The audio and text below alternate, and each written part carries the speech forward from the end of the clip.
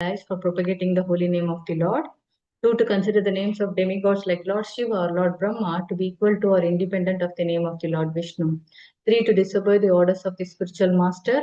4. To blaspheme the Vedic scriptures or scriptures in pursuance to the Vedic version.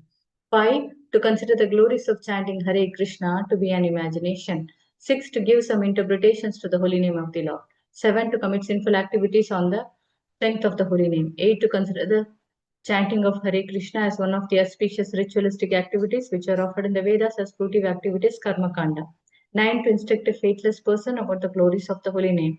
10. To not have complete faith in the chanting of the holy name and to maintain material attachments even after understanding so many instructions on this matter. It is also an offense to be inattentive while chanting. Every devotee who claims to be a Vaishnava must guard against these offenses in order to quickly achieve the desired success. Krishna Prema. So once again, I thank everyone for joining Bhakti Sangha conference call.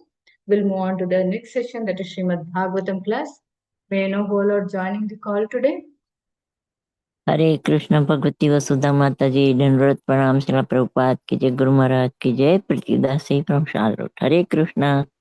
Hare Krishna, Priti Mataji, please accept my humble obeisances. All glories to Srila Prabhupada. Thank you, Mataji, for joining Bhakti Sangha conference call. Hare Krishna. Hare Krishna. Hare Krishna Mataji, please accept my humble obeisances. All glories to Srila Prabhupada, Sri Guru and Sri Gauranga, and all the assembled devotees. This is Yashmati Priya Devidasi from Chicago, Illinois. Hare Krishna, Yashomati Priya Mataji, please accept my humble obeisances. All glories to Srila Prabhupada. Thank you, Mataji, for joining Bhakti Sangha conference call. Hare Krishna. Hare Krishna.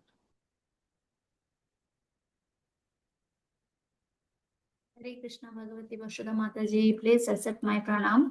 My pranams to all the assembled devotees. All glories to Srila Prabhupada. All glories to Shri Guru and Gauranga. This is Sundarangi Radha Devidasi from India. Hare Krishna. Hare Krishna, Sundarangi Radha Mataji, please accept my humble obeisances. All glories to Srila Prabhupada. Thank you, Mataji, for joining Bhakti Sangha conference call. Hare Krishna.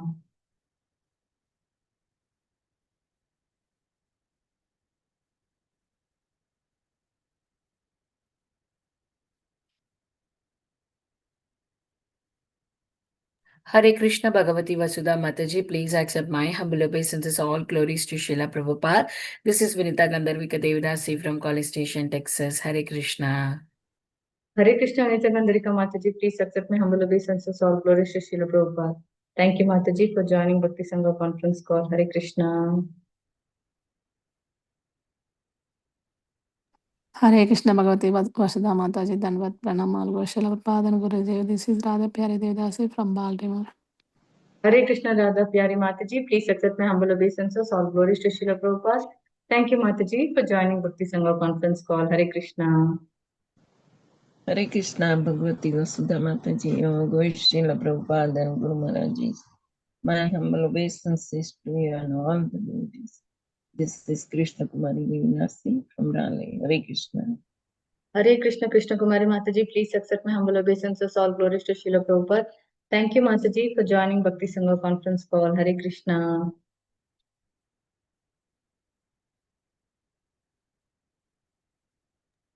Hare Krishna Mataji. Dandavat Pranam. This is Uttara Narayani from Atlanta. Hare Krishna, Uttara Narayani Mataji, please accept my humble obeisances. All glories to Srila Prabhupada. Thank you, Mataji, for joining Bhakti Sangha conference call. Hare Krishna. Hare Krishna.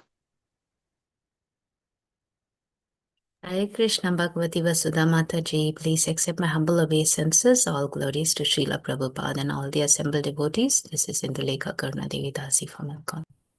Hare Krishna, Indulekha Karuna Mataji, please accept my humble obeisances. All glories to Srila Prabhupada. Thank you, Mataji, for joining Bhakti Sangha conference call. Hare Krishna.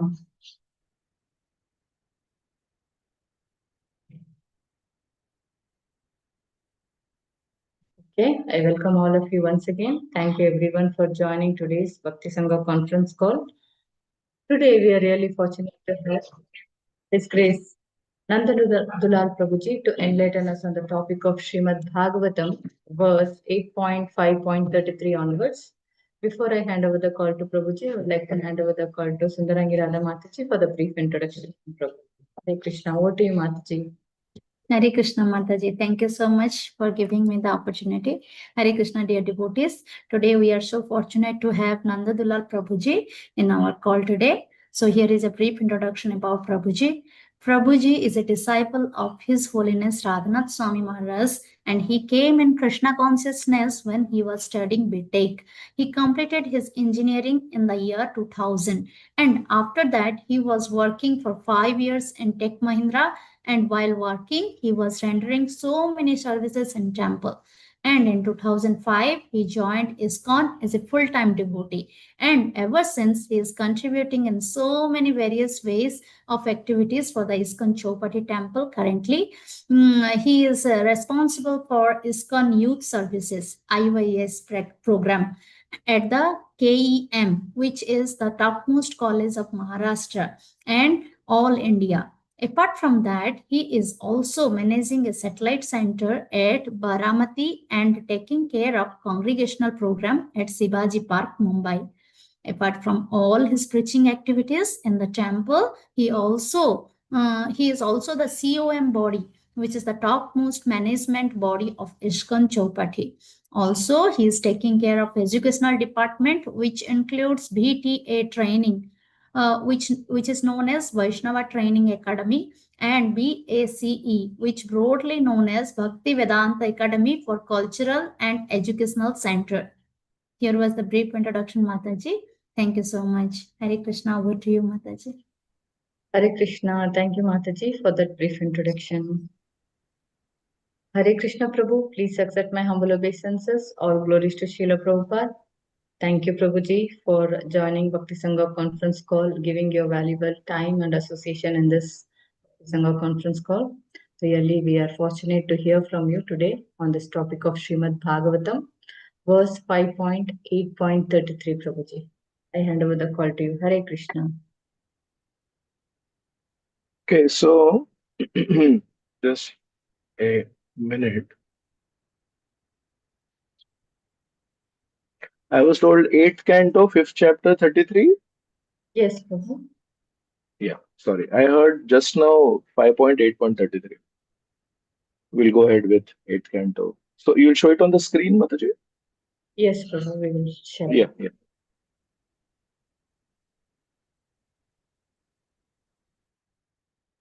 Yeah. Om Namo Bhagavate Vasudevaya. So we'll chant the verse. Ambastu yadareta udara viryam siddhyanti jivantyuta vardhamana लोकायतोऽथाखिललोकपाला प्रसीदतां न स महाविभूति. Synonyms by His Divine Grace A.C. Bhaktivedanta Swami Srila Prabhupada. Amba, the masses of water seen on this planet or on others. Tu, but. Yadrata, his semen. Udara Viryam, so powerful. Siddhyanti, are generated. Jivanti, live. Uta, indeed. Vardhamana, flourish. Loka, all the three worlds. Yataha, from which. Atha, also. Akhila Lokapala, all the demigods throughout the universe. Prasidatam, may be pleased. Na, upon us. Sa, he. Mahavibhuti, a person with unlimited potency. Translation. The entire cosmic manifestation has emerged from water, and it is because of water that all living entities endure, live, and develop. This water is nothing but the semen of the Supreme Personality of Godhead. Therefore, may the Supreme Personality of Godhead, who has such great potency, be pleased with us. Purport. Despite the theories of so called scientists, the vast quantities of water on this planet and on other planets are not created by a mixture of hydrogen and oxygen. Rather, the water is sometimes explained to be the perspiration and sometimes the semen of the Supreme Personality of Godhead. It is from water that all living entities emerge, and because of water, they live and grow. If there were no water, all life would cease. Water is the source of life for everyone. Therefore, by the grace of the Supreme Personality of Godhead, we have so much water all over the world. Om Ajnanatimirandhasya Jnananjana Shalakaya Chakshurunmilitam Yena Tasmai Shri Gurave Namaha श्रीचैतन्यमनोभीष्टं स्थापितं येन भूतले स्वयं रूप कदा मह्यं ददाति स्वपदान्तिकम् वन्देऽहं श्रीगुरो श्रीयुतपदकमलं श्रीगुरून् वैष्णवांश्च श्रीरूपं साग्रजातां सहगण रघुनाथान्वितं तं सजीवम् साद्वैतं सावधूतं परिजनसहितं कृष्णचैतन्यदेवं श्रीराधा कृष्णपादान् सहगण ललिता श्रीविशाखान्वितांश्च हे कृष्ण करुणा सिंधो दीनबंधो जगत्पते गोपेश गोपिका कांत राधा कांत नमोस्तुते तप्त कांचन गौरांगी राधे वृंदावनेश्वरी वृषभानुसुते देवी प्रणमामि हरिप्रिये वाञ्छाकल्पतरुभ्यश्च कृपा सिन्धुभ्य एव च पतितानां पावनेभ्यो वैष्णवेभ्यो नमो नमः नमो विष्णुपादाय कृष्णप्रेष्ठाय भूतले श्रीमते भक्तिवेदान्त स्वामीनिति नामिने नमस्ते सारस्वते देवे गौरवाणी प्रचारिणे निर्विशेष शून्यवादी पाश्चात्य देशतारिणे जय श्री कृष्ण चैतन्य प्रभु नित्यानंद श्री अद्वैत गदाधर श्रीवासदि गौर भक्त वृंद हरे Krishna Krishna Krishna Hare Hare Hare Ram Ram Ram Hare Hare. So my warm greetings to all of you for joining this Bhagavatam class, and my humble obeisances to every single one of you who comes here every day, and you have this online Bhagavatam class, and your eagerness to discuss the Bhagavatam is really an inspiration to so many of us all over the world, and I consider it my privilege that I get an opportunity to speak to all of you.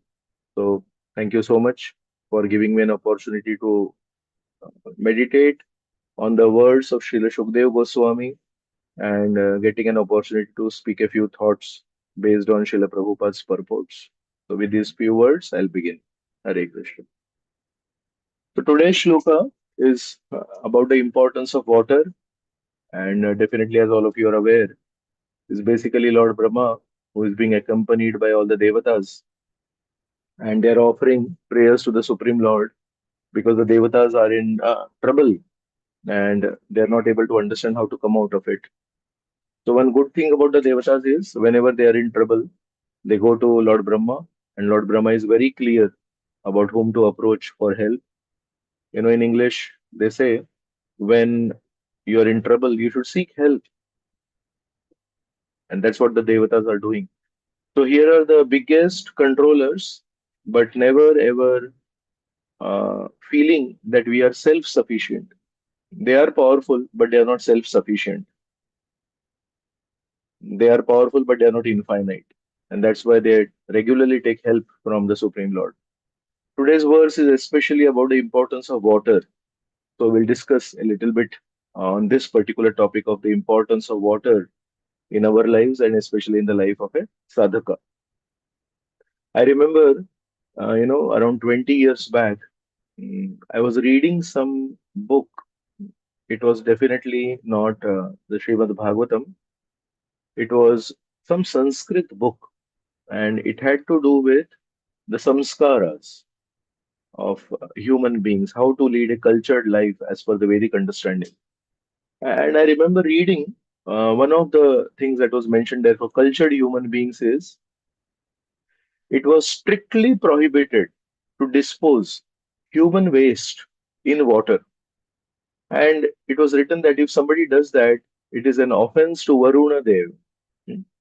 And when I read it, obviously, all over the world, if somebody is not living in a very rural part, then this is the way in which human waste is disposed. But when I read it, it did make an impression on me, and I was thinking how is it that we have basically gone against the Vedic understanding? And that thought remained inside my memory, but then later I got to know something. So at one point of time, we were trying to set up an eco village near the Chopati temple. We have this Govardhan eco village, and the whole point was to create an ecosystem in such a way that we do not put a burden on Mother Earth. This is the principle of that eco village.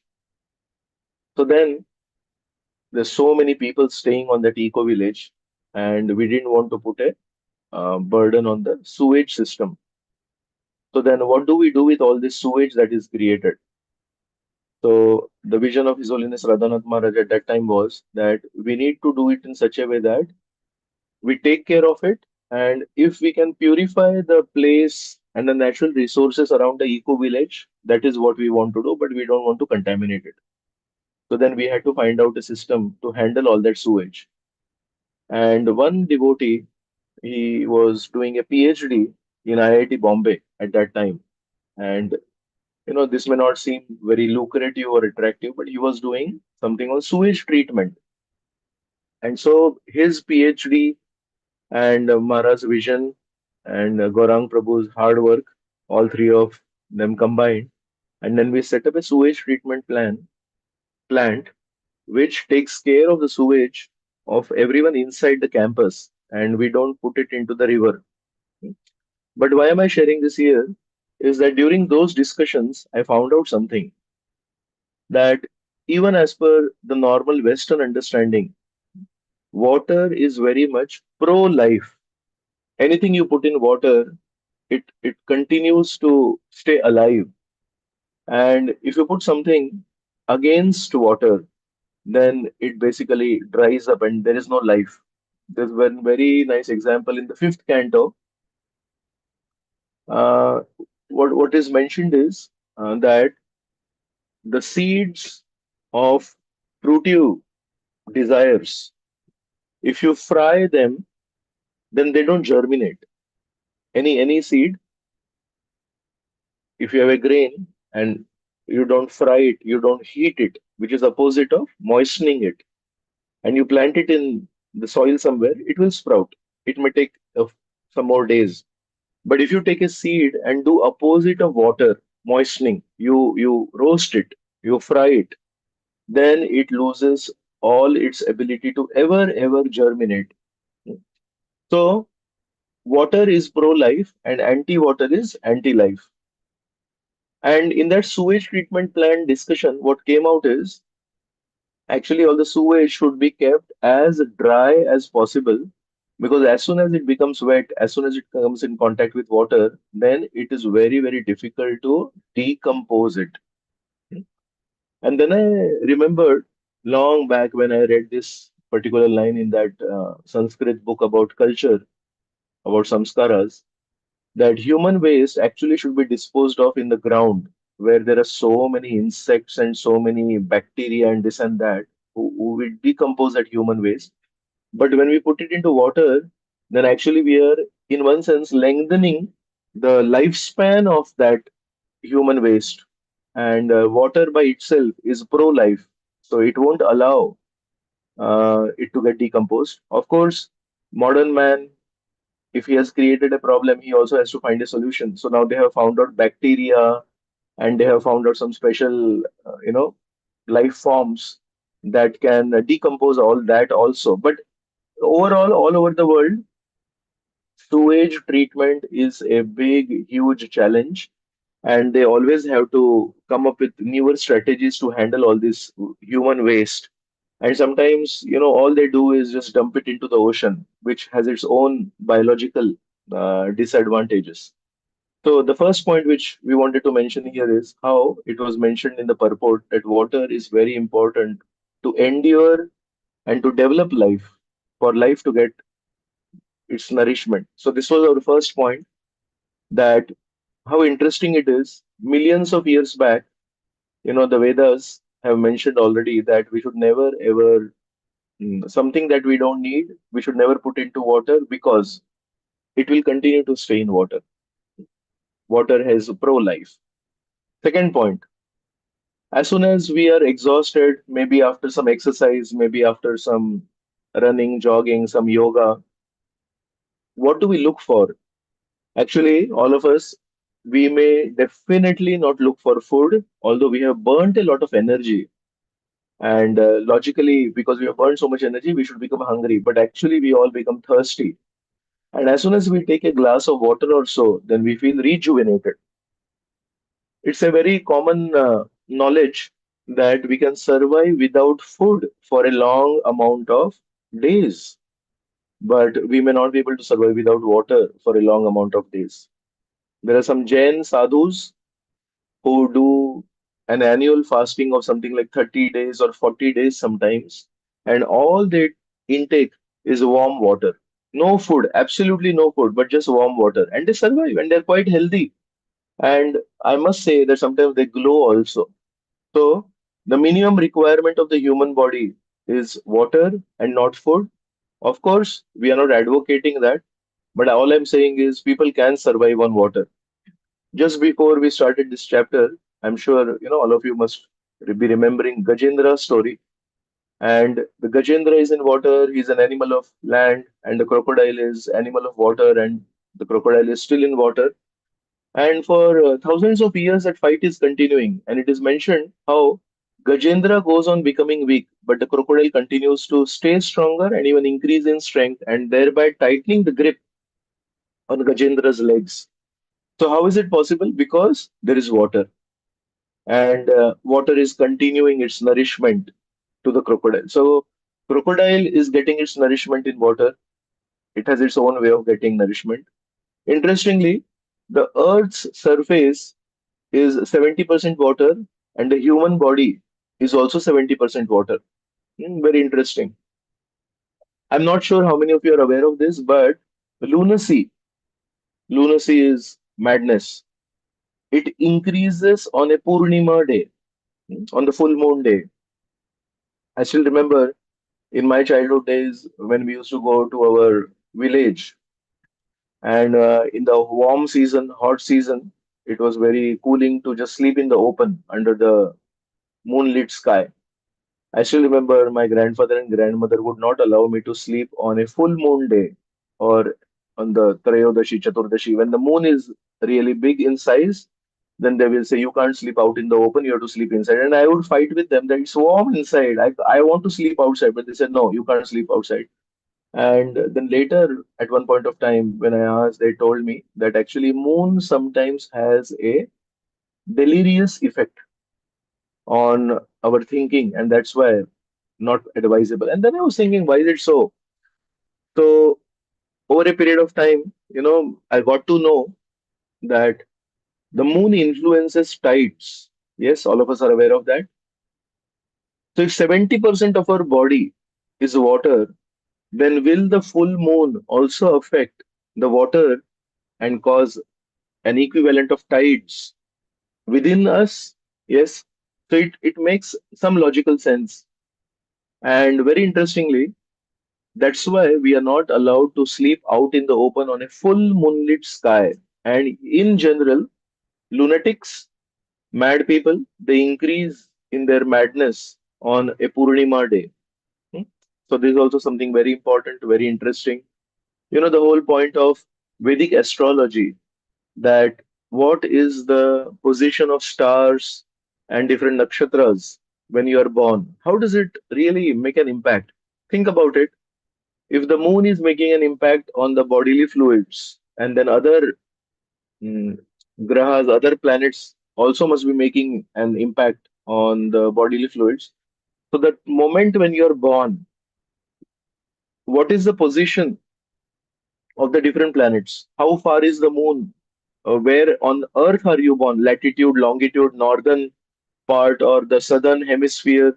And then vis-a-vis that, where are the planets situated at that time? And all this is basically the science of astrology. So it's quite an interesting thing that just based on the time of your birth and the place of your birth, a lot of predictions can be made, which is actually the effect of that particular planet on the bodily fluids, and which basically shapes, your psyche when you come out of the mother's womb. Because inside the mother's womb, you are protected from all that. But as soon as you are born, then you are exposed to, the energy of the moon and all that. So very interestingly, in the third chapter of the Gita, Krishna is explaining about lust, and he gives three examples. Dhumena vriyate vahanir yatha darsho malena cha. So first he's saying is just like fire covered by smoke. Second example gives is just like a mirror is covered by dust. And the third example he gives is just like a child in the womb, an embryo is covered by the womb. And third example is the thickest covering. Smoke covering fire is the thinnest covering. Intermediate is dust covering the mirror. But the thickest covering is the womb covering the embryo. And he says that is like thick covering of lust, hmm, on the living entity. So think about it. When the child is in the womb of the mother, there is a thick covering, and the influence of the moon and all other planets is not so much. But when you are born, immediately you are subjected to it. And that's why the science of astrology makes a lot of sense, because human body is 70% water. And if the earth is 70% water and there is so much tides and all that happens, it's just expected that inside a lot of things are happening on Purnima day when the moon is full. So very important that we know how to deal with water. Sometimes I have had friends who, when they visited a doctor for some health consultation, the doctor said, I think you are not taking sufficient water. And as more and more of us are leading sedentary lifestyles, I think this is a fact that all of us need to just come to terms with. There's a very less sweat that is happening because no movement, no exercise, not much of cycling and all that, no heavy work, physical work. So sweating is less, and because sweating is less, generally we tend to not feel thirsty. But there is some minimum requirements of water, especially if you're staying in cold countries or if you're constantly in air conditioning, then that also has an impact, and you don't take sufficient amount of water. And doctor many times says, I think you should take sufficient amount of water. I know one gym trainer, a fitness trainer, and whenever somebody comes to him with some backache and muscle related aches, then he says, first drink sufficient amount of water for 2 or 3 days. And he's telling me in 60 to 70% of the cases, just by drinking a little bit of extra water, that the muscles that have been trained at some places, they just free up because of that extra water. And many times, because we are not taking sufficient water and we sometimes do yoga and exercise, sometimes muscles get into a difficult situation. So water is just so important.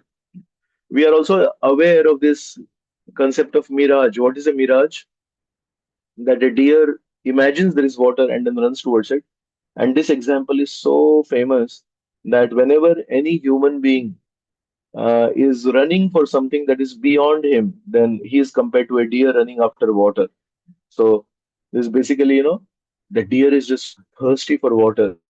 Similarly, we feel that some things are very important for us. So water is very important. The typical example for living entity out of connection with the Lord, the living entity not having connection with the Lord is fish without water, fish outside water. So water is really important.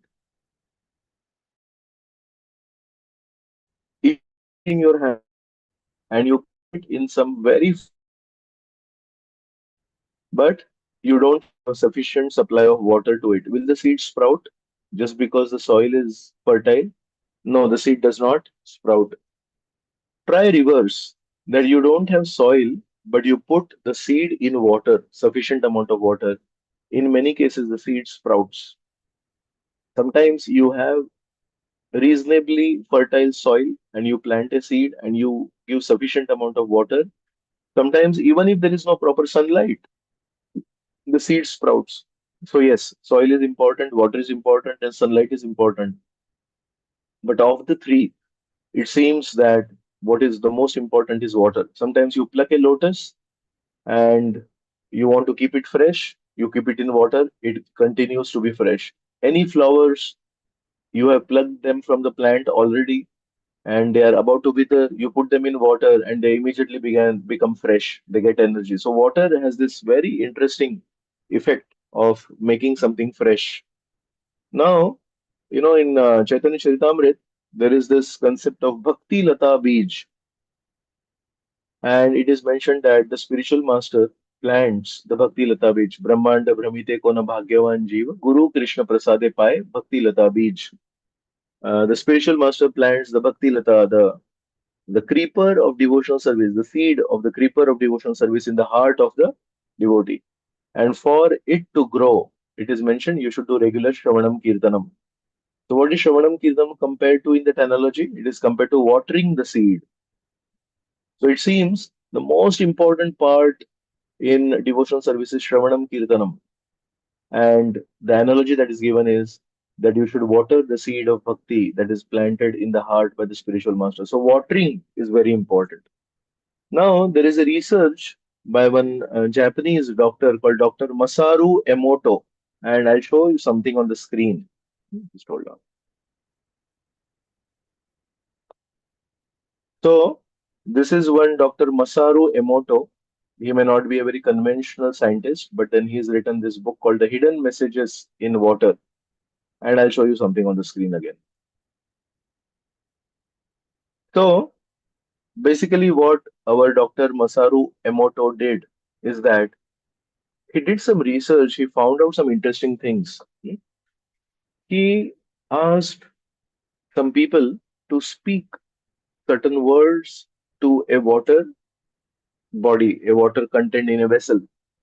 Sometimes he made them think those emotions and direct them at a thought level to that water body. And then later, that water was crystallized in the form of ice. And he found out some interesting things. If you see on the screen, then there are very beautiful crystals formed for energies, thoughts, and words like thank you, wisdom. If somebody was speaking something very nicely, then the crystals are a little bit different but very beautiful. Truth also has a very beautiful crystal. If you speak something about eternity to the water body, actually, from our perspective, modern perspective, water does not have life, but he's saying water has some ability to understand and reshape itself. And you can see I love you, very positive vibrations, and how the crystal is very beautiful. And eighth, from left to right, in the second row, the last one is you fool. So think about it. Just a few people were releasing this kind of an energy to water. You fool, and look at the crystal. What to speak of? The first one in the third row. You make me sick. Look at the crystal of water. Now compare it with the top one. Thank you, and you make me sick. How much there is difference? Evil is really a dark hole. And the last two are very interesting. The second but last is polluted water before prayer. And the last one is the same polluted water, but after prayer, after some prayers were made. So this is, publicly available. And it's very interesting how this is a Japanese scientist, and he's saying that water has a lot of memory. And then I remembered in all the yatras, in all the holy places, wherever we go in India, South India especially, there is always a huge body of water next to the temple. And the deity will be uh, given abhishek from the water of that particular pond only. All the holy rituals for the deity will be done by the water from that pond. And, all the holy saints, the sannyasis and all, they will take bath in that pond. Next to the Udupi temple, there is this sarovar, and every day water from that sarovar is taken for bathing of the Krishna deity, and only the sannyasis can bathe in that very holy pond. Sripad Madhavacharya himself would bathe in that pond. It's very interesting how in Vedic culture there has to be a body of very holy, very special water next to a temple. Of course, many places where now the temple is not able to maintain that water body, then all the villagers have taken over. But Originally, in some traditional places in South India, even today, there are these remnants that the kunda, the tirtha, that holy pond, in Bengal it is called pukur. It is not available to the common masses. It is reserved for the deities. So imagine all the pujas that are done in that temple. This water is recording it. All the japa that is done by the holy people is being recorded. In Bengal, all the Nam Sankirtan that Sri Chaitanya Mahaprabhu, Sri Nityanand Prabhu did is being recorded by this water. If somebody is chanting the Gita, it is being recorded by the water. Next to the temple, if somebody is chanting, speaking a sermon, a Bhagavatam Upanyasam, then that is also being recorded by the water. Can you imagine how much holiness is there in the water? And then when devotees get a chance to bathe in this water, no wonder they feel a different kind of spiritual rejuvenation that happens to them when they bathe in such kind of holy kundas. And so there is so much importance to even holy rivers in Indian culture. The largest religious human gathering in this whole world is the Kumbh Mela. And what exactly is the Kumbh Mela? Crores and crores and crores of people just go to take a holy dip in the Ganga, Yamuna, and Saraswati, which individually are pure. What to speak of the coming together, and what is happening? All the sadhus are there on the banks of Ganga, right from Gangotri, right from Gomukh. There are so many ashrams on the banks of Ganges, and so many sadhus are doing so much tapasya and so much chanting and mantras are going on the banks of Yamuna, on the banks of Saraswati, wherever it is visible. And then at Kumbh Mela, during Kumbh Mela at Prayag, there are thousands and thousands of saints. They have come there with their tapasya, and they are giving sermons, and they are discussing different topics.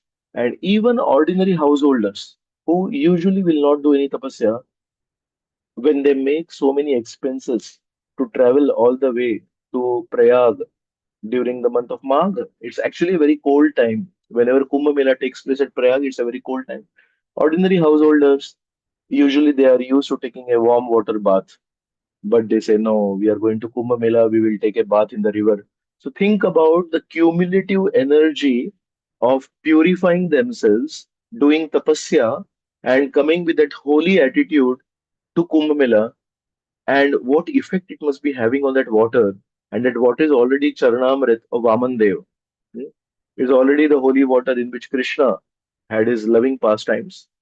So you can just imagine how, when the most ordinary people, when they go to Kumbh Mela and when they take a bath in these holy rivers, why do they feel that they are they they they are purified? Why do they get it? Because we can just feel it.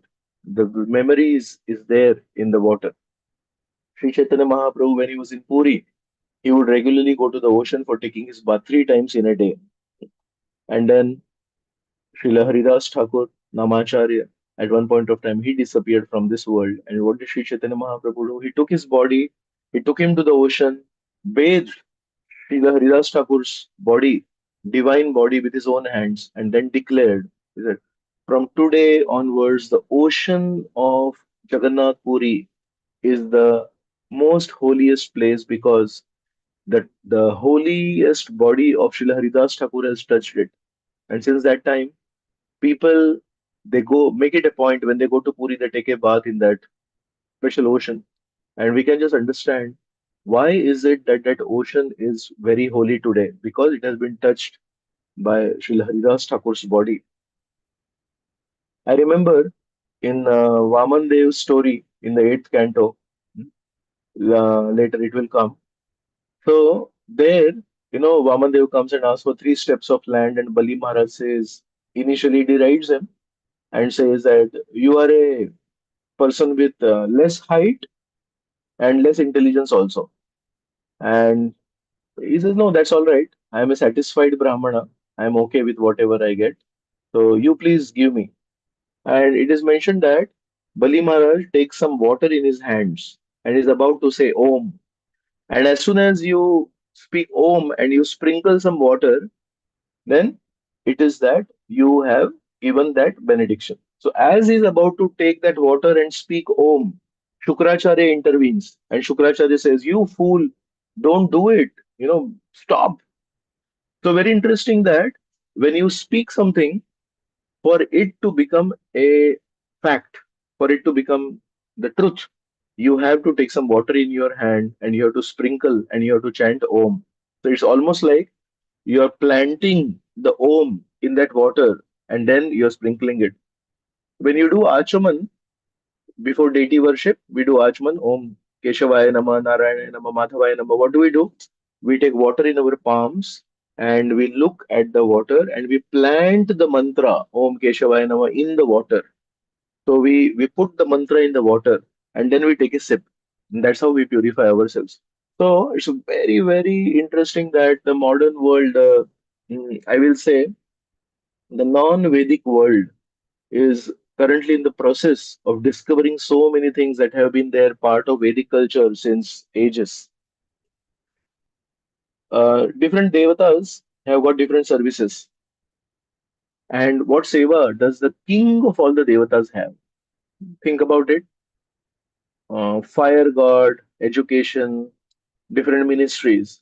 But the king of the devatas has the most important king of all services. That's how it will be, right? So the king of devatas is Indra. And what seva does Indra have? Water distribution. To make sure that all parts of the universe get their required amount of water. I think this is a point to be noted that the most important most important person amongst the devatas. That is, water should not be there, otherwise people will perish. And the next point is, it is mentioned that the Bhagavatam mentions water element brings taste. Without water, there is no taste. So true. Actually, mm, if a dish is cooked properly using proper water, then it is tasty. And I have seen how sometimes a particular dish belongs to a particular part of India. And when they want to cook that same dish in another part of India, sometimes a family will shift from one part of India to another part of India. And in that part of India, they will carry the same spices, the same ingredients, but the taste will not come the same. Why? Because the water has changed. I remember reading one story. There is one chole bhature shop in Amritsar, very famous, and people will line up. And at one point of time, because there was so much demand, they wanted to open another branch in Delhi. And when people ate chole bhature in Delhi, they complained it's not the same taste. So these people they sent the same cooks from Amritsar to Delhi to cook, but they said no, not the same taste. Then they realized. I think the only difference now is not the spices, not the ingredients, not the cooks themselves. The only difference was the water. And at one point of time, they experimented bringing water from Amritsar to Delhi for cooking. And immediately people said, yes, same taste. And believe it or not, today, one tanker of water travels at night from Amritsar to Delhi every night. At night, the tanker leaves, reaches Delhi in the morning, and whole day, that water is used only for cooking of chole bhature. And then people are very happy with that chole bhature. So, water is very, very important. One temple, they wanted to replicate one very special sweet from Vrindavan in their local temple, but the taste was not coming. And they did everything that was possible. So finally, when they talked to that halwai in Vrindavan, then he said, it won't come out because you don't have the water of Vrindavan.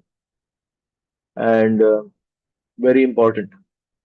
In one temple, there were some health complications of the devotees who were staying there.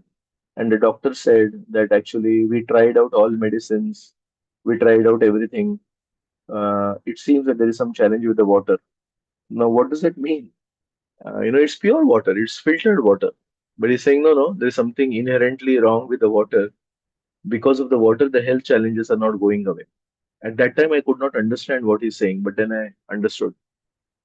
So, this is a lot of important points about the importance of water. In fact, in today's verse, it was mentioned, purport mentions that sometimes water in the universe is said to be from the perspiration of the Lord. And in the Bhagavatam second canto, it is mentioned how when the Garbhodakshai Vishnu entered the universe, then he perspired. And Nara, Nara word means the human being, Purusha or the male. So the supreme Nara is Lord Vishnu. The 15th chapter is called Purushottam Yoga. The best of all the Purushas is Lord Krishna. So Lord Vishnu, he gave out perspiration, and because he's the best Nara, the perspiration water that came out from his body is called Nara. So the Nara gave out Nara, and then after half of the universe was filled up with the perspiration of Lord Vishnu, which is called Nara, he kind of lied down on it on the bed of Sheshanaga. So Ayana means he is resting or is on that path. So because Nara gave out Nara and then he is there on that Nara, he is called Narayan. The word Narayan is also connected to water. Very interesting. I'll show you one shloka on the screen. This is second canto, chapter number 10, shloka number 31. Very, very important shloka for us. त्वक्चर्म मांसरुधिर मेदो मज्जास्थिता तव भूमि आप तेजोमया सप्त प्राणो व्योमाम्बो वायुभिः. So we'll go through the translation. The seven elements of the body, namely the thin layer on the skin itself, the flesh, blood, fat, marrow, and bone. So this is the gross body, are all made up of earth, water, and fire, three elements. The gross body is made up of earth, water, and fire. Whereas the life breath is produced from sky, water, and air. Hmm? So the gross body is made up of this earth, water, and fire and the combinations. And the life breath is made up of sky, water, and air. And now let's see what Prabhupada says. Very nice points. The construction of the whole material world is prominently made by three elements, namely earth, water, and fire.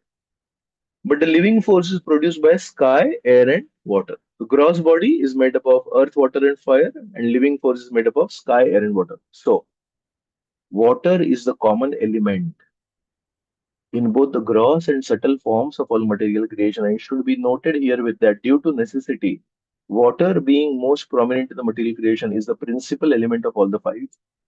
So, Bhumi, Rapo, Analo, Vayu, Kham, 7.3, Krishna says, these are my separated energies, and Mano, Buddhir, Ahankara, these are the another three. But out of these five, Prabhupada is saying the most important is water. Very interesting. We thought air is important. Sometimes, when the temperature of the body goes down, we are able to understand that, fire is going down. But Prabhupada is saying, no, water is the most important. And then there are some other technical explanations ahead. We'll read it. This material body is thus an embodiment of the five elements, and a gross manifestation is perceived because of three, namely earth, water, and fire. Okay. Sensations of touch are perceived due to the thin layer on the skin, and bone is as good as hard stone. Okay. The breathing air of life is produced of sky, air, and water, and therefore open air, regular bath, and ample space in which to live are favorable for healthy vitality. So regularly we should have open air, we should regularly take a bath, and ample space. Not that we stay in some congested place. So we should have some air, sky, and water. Very important. Next sentence. Fresh produce from the earth like grains and vegetables as well as fresh water and heat is good for the upkeep of the gross body. So fresh water, what does it mean? Fresh water. Fresh water means as much as possible try to avoid bottled water because bottled water is stale. We don't know when it was packed. Yes, of course, in times of urgency, in times of necessity, we might end up having bottled water, but as much as possible, we should avoid it. In the Bhagavatam that we should have fresh water. In this way, there's so many things to understand. And one thing which I have noted is something on the other side. All these were like positive things, but sometimes in India, some insects like flies and mosquitoes Their eggs and their larvae, the tiny forms, they especially flourish in water. So there is this dangerous side of water also, that mosquitoes, they thrive in unclean places where there is stagnant water. Mm, Sometimes mosquitoes, they grow there, and they cause spread of diseases like malaria and all. And in India especially, we are very careful that we don't allow water to become stagnated somewhere, because stagnant water means dirty water.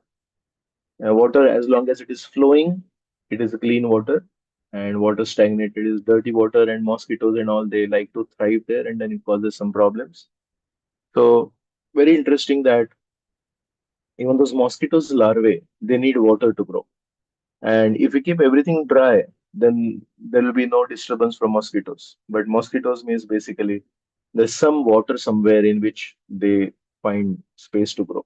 So water is very important, and since it is coming from the perspiration of the Lord, it is also mentioned today's verse, from the semen of the Lord, very nourishing. And Mahavibhuti, the Lord is called Mahavibhuti. The Lord has so much potency, and all of us are so grateful that this Mahavibhuti Lord, the source of all potencies, has also invested all these potencies in the holy name. Nam Nam Akari Bahuda Nija Sarva Shaktis. So all the potencies, the water, the power of water, this whole dam of water, there's so much power there. So all these potencies are invested in the holy name. And if we chant this holy name properly, with the right mood, Trinada Pi Sunichena, then yes, we also are in touch with the Supreme Lord.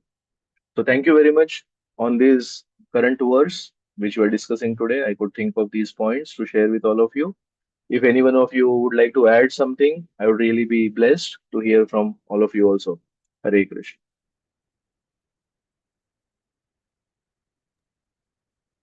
Hare Krishna.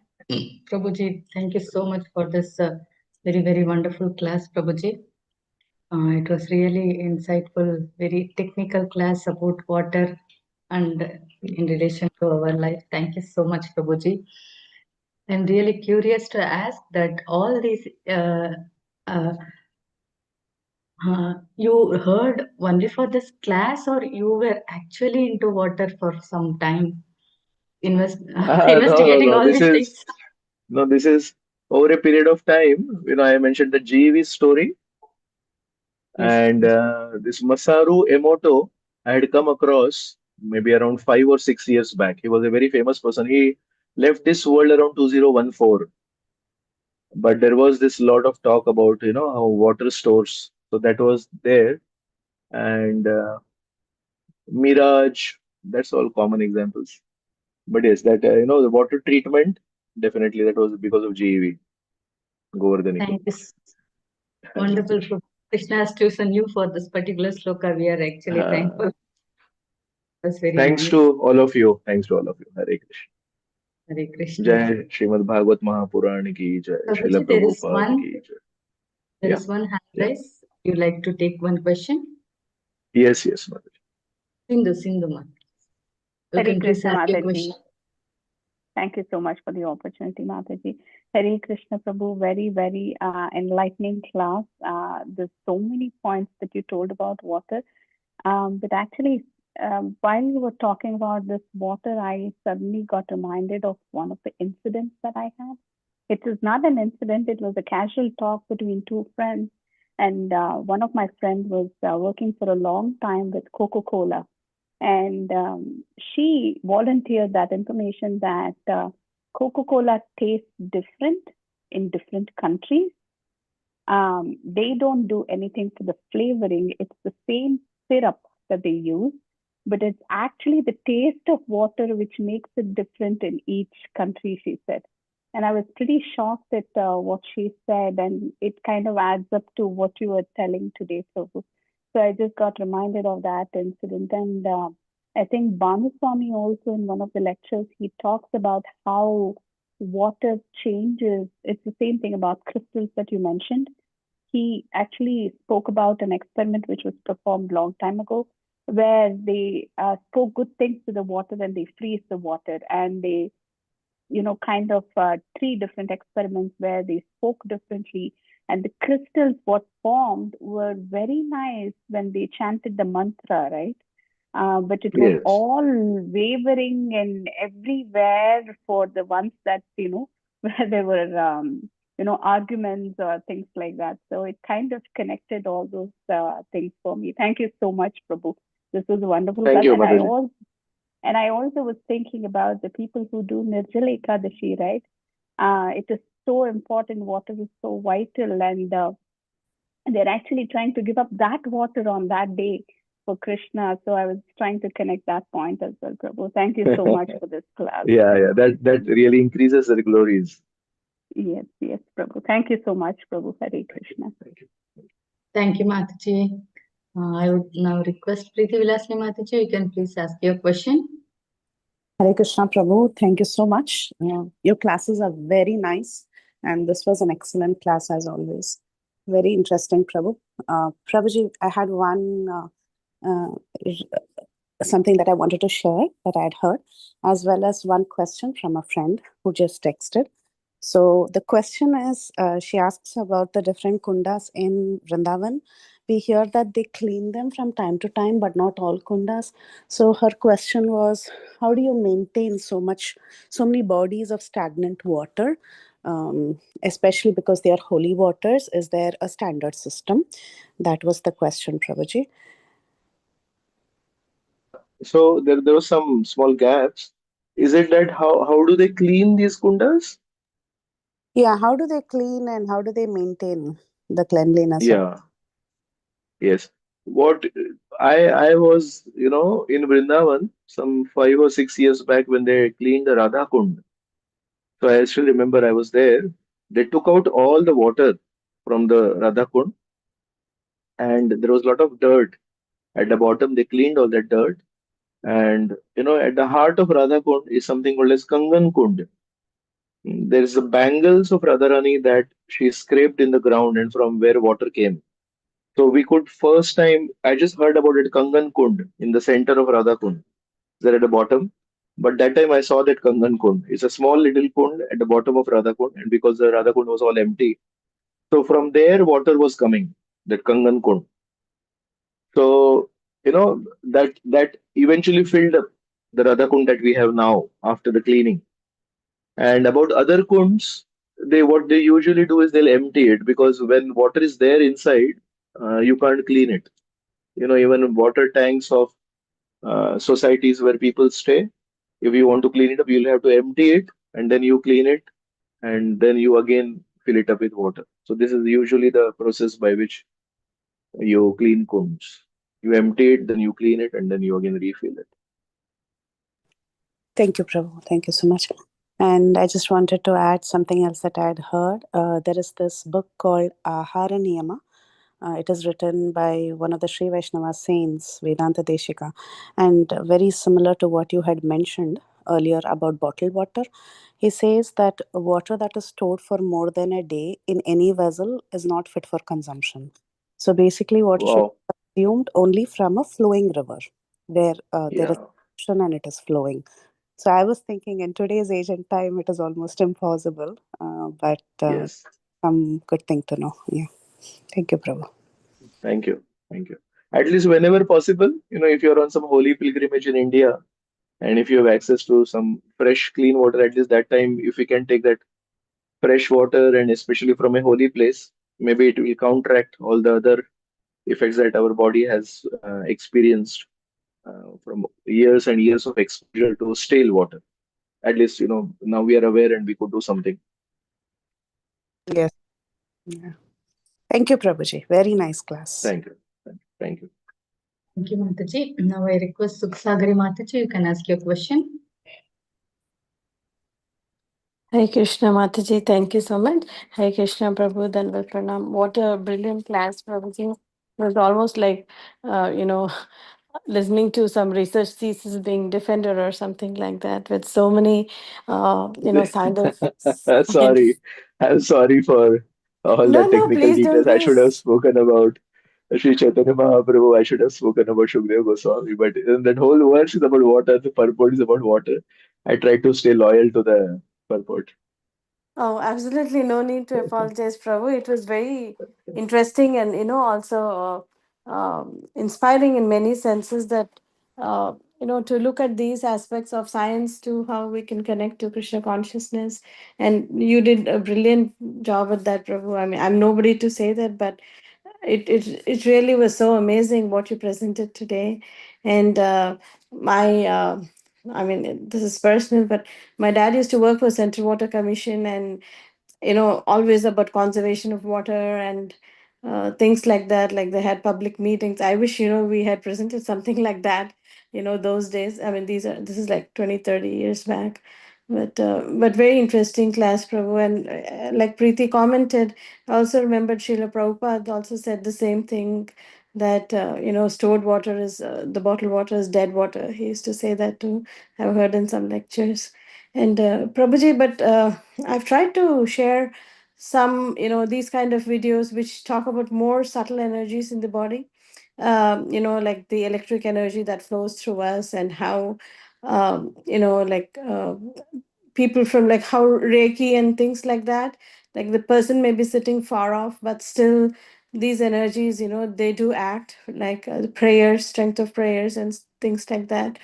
And but it's not very like nicely welcomed, at least with some a few relatives of mine. They say this is all humbug, you're just throwing some nonsense there. This is absolutely, makes no sense like that. So, but we do understand that there's so many subtle things which we're not even aware of, which kind of keep things going in our body and outside too. But how do we, try to convince these kind of people that there's more to life than what you can see, like I mean, they totally rubbish whatever I try to share. So, can you Yeah, give some pointers? sure, sure. So 2 points from my side. One is that if you can explain to them by using examples from their day-to-day life, like I mentioned, how astrology makes sense is that our body is 70% fluids, and just like the sea tides are affected by the moon rise, similarly, inside also it can have an effect. So nobody can deny it, and nobody can say, no, no, this small water body will not be affected, only the huge body is affected. It does not make sense. So we'll have to find out some examples from their day-to-day life which make an impact. Ask them if, you know, subtle things don't matter when they're sitting in their homes, and if somebody comes to them and says, you are a fool number one, does it actually mean that you are a fool number one? No, because people may have their own opinions about you, but when somebody speaks ill about you, or not even in your presence, let's say some of us come to know that one person is spreading rumors about us in the community. So if that person is spreading some false things about us, it has not even come to us. In one sense, we don't even know whether it's true or false. Maybe it is false. Maybe nobody's spreading. Just the fact, just somebody comes and tells us, one person I heard is spreading some wrong information about you, spreading rumors about you. Just that little bit of information come, you feel so bad. What did I do? I didn't do anything wrong to anybody, and why are people spreading rumors about me? And it may be completely false. Later, when you find out, nothing like that is happening. I'm just sharing this. This is one example that comes to my mind, that how perceptions matter, how what people are talking about you, not even in your presence. So how should it matter? Somebody is talking about you to somebody else. How should it matter to you? Because you are in your own home, you are in your own world, you are doing your things. And ask them if they would like somebody to pray for them. When somebody is praying for you, sometimes, and there's a joke in India, I'm just sharing with you, that when you become sick, first you try out allopathy. And sometimes allopathy works, but sometimes allopathy does not work. So when allopathy does not work, then you try out homeopathy. Then homeopathy also does not work. Then you try out naturopathy. And then when allopathy, homeopathy, naturopathy does not work, then you try out Tirupati. At least Tirupati definitely works. So, finally, after trying out so many things and so many remedies, when nothing works, then you go to God. So where allopathy is like such a material science, some chemicals are missing from your body, you just ingest those chemicals. It is as simple as that. And homeopathy is also, they see body as positive and negative. So if you have a disease, then something is missing from your body, then it's pure chemicals, allopathy and homeopathy. Naturopathy at least has some natural ingredients and all that, aromatherapy and all that. But when everything fails, why do people ask some of their friends or some of their well-wishers, can you please pray for me? Can you just what will it make? Gross things have failed, direct ingestion of chemicals has failed, and now you want somebody to pray for you. So just definitely we can't argue because it is subtle, you can't prove it. That's the whole point. But you can ask them these logical questions that why is it that when somebody is spreading something about you, it hurts you? How does it matter? And when everything else fails, when whatever you had faith in fails, then you turn to somebody and say, at least can you pray for me? I'm in really tough time. How are somebody's thoughts going to influence your mind? So in this way, depending on the situation, you can just make some thoughtful proposals to them and make them think. Instead of telling them what they should do, ask them, how does this make sense? Make them come to the right conclusion. This is usually how it might go.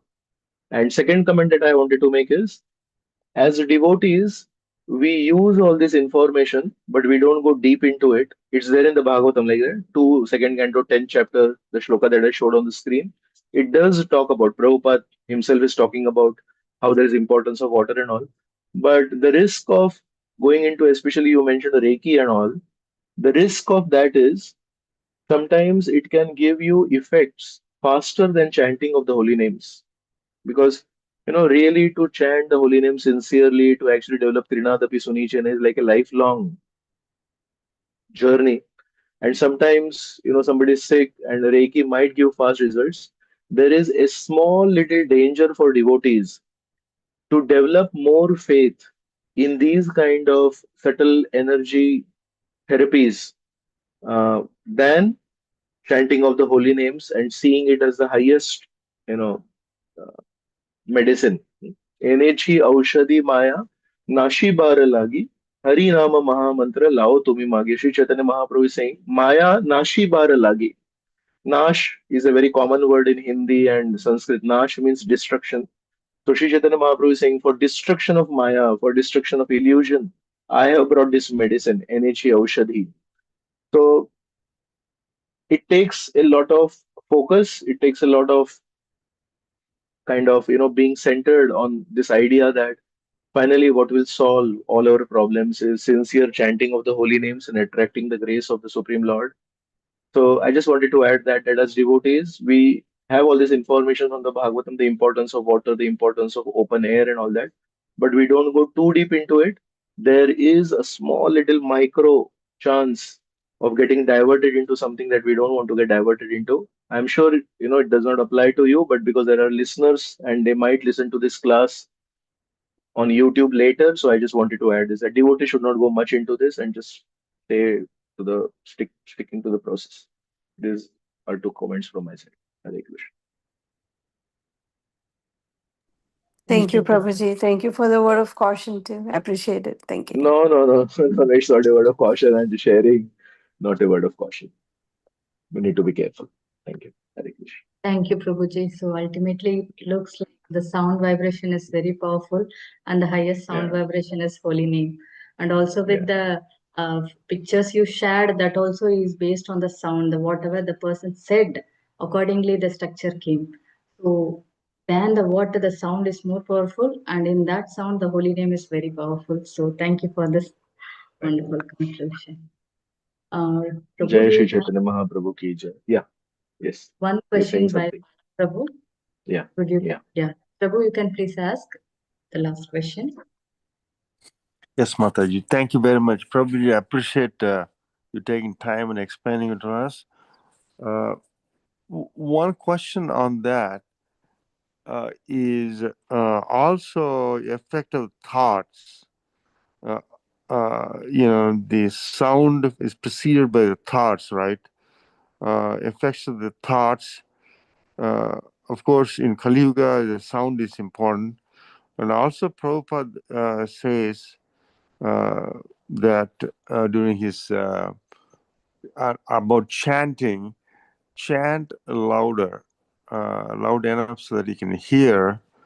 So even if your mind is going somewhere, because the sound, it'll come to attention. Can you elaborate on that, please? Yeah, there's a conversation where one devotee asked Prabhupada how to chant nicely because my mind keeps wandering. And Prabhupada said, where is the mind coming into the picture? You chant with your tongue and you hear with your ears. So Prabhupada kind of said the chanting is just composed of two things. You speak out clearly, clear pronunciation, and attentively you listen to it.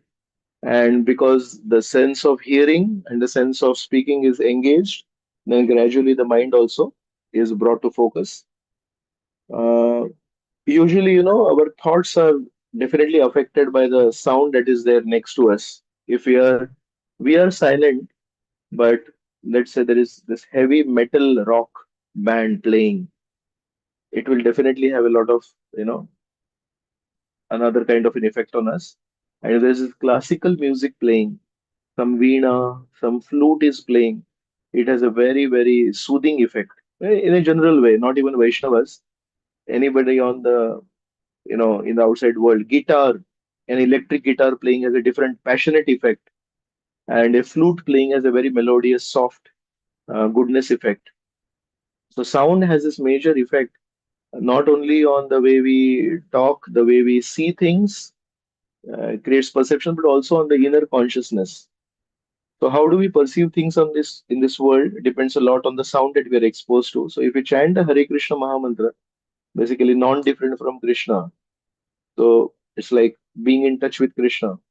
So it will definitely have an effect on our thoughts. I'm not sure if I had answered your exact question, but this is what I have to say. If we are chanting the holy names nicely and sincerely, also, we are pronouncing it clearly, we are hearing it attentively. That is also pulling the mind to speaking it properly, also pulling the mind to hearing it attentively. So that also controls the mind. So mind will be stable, thoughts will be more positive because you are in touch with Krishna through the sound vibration. These are things that come to my mind, Prabhu.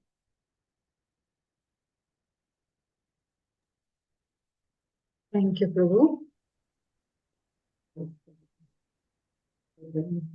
जय Shrimad Wonderful. Bhagavat Mahapuran की जय, श्रील प्रभुपाद की जय, अनंत Jai. कोटि वैष्णव वृंद की जय, Jai. जय निताय गौर प्रेमानंद। हरि हरि बोल।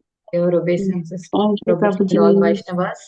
Vansha Thank you, kalpatarubhyascha kripa sindhubhyascha patitubhyo devi vaishnavayogya Vaishnav ki jai, Shri Prabhupada ki jai, Srimad Bhagavatam ki jai. Please Nanda Dulal Prabhu ji ki jai. Srila Prabhupada की जय। Prabhuji, Dandavat Pranam. Very beautiful Thank you, dear class. devotees. Thank you so much, Prabhu. Gaura Thank you, Nanda. Nanda. Thank you.